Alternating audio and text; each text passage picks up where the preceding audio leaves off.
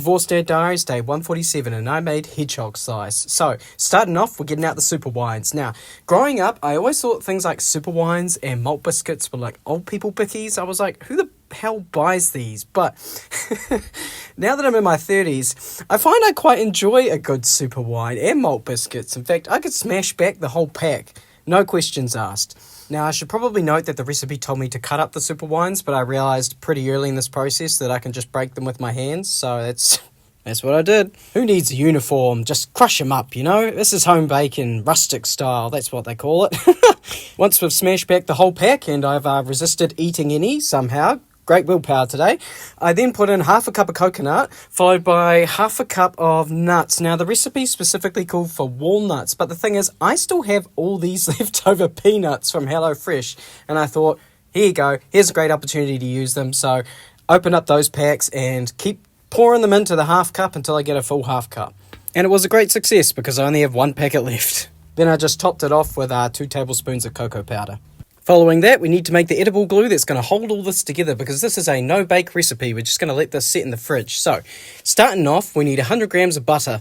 Make sure to cut it up into smaller pieces for it to melt faster. Also, I'd recommend using a chopping board so you don't drop it on the stove like me.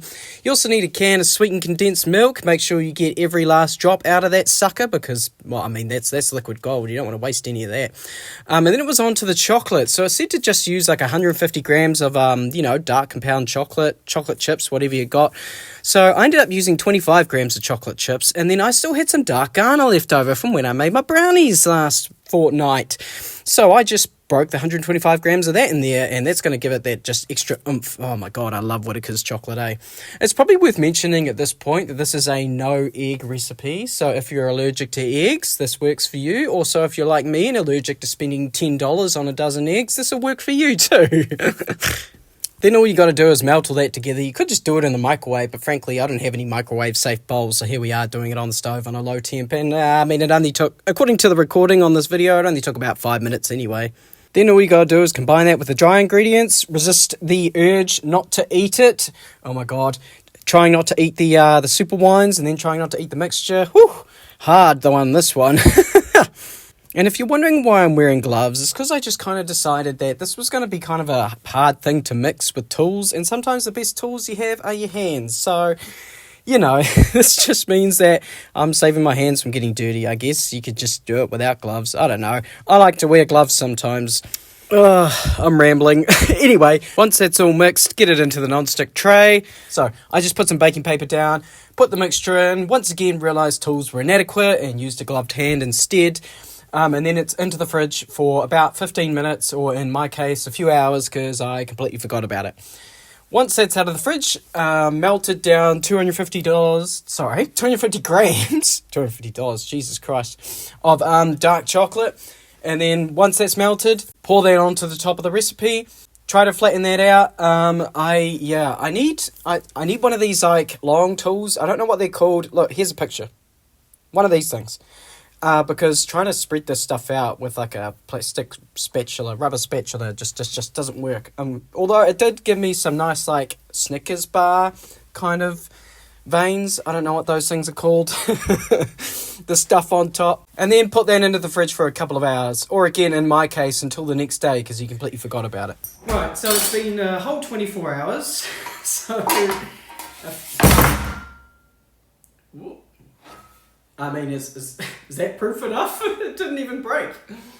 This is one of the best investments I've ever made. This was a $4 non-stick like brownie tray with a removable bottom. And it's so non-stick.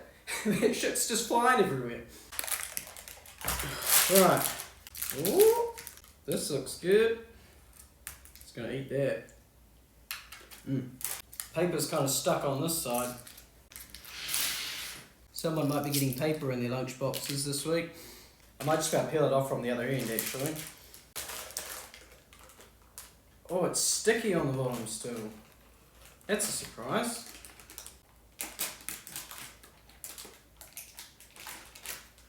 I feel like I'm going to break it in half. Just going to leave you hanging there for a minute.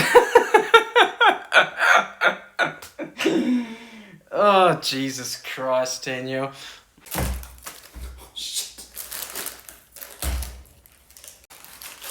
There we go. Alright. Got chocolate all over my hands. Okay.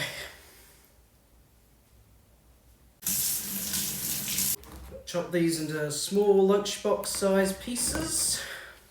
I actually like to make them like thin. It's like quite long, like little muesli bars almost.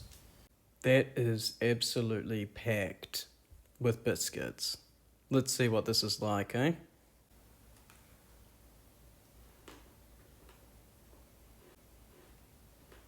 Okay, so I was quite hesitant when I read the recipe because there's no added sugar.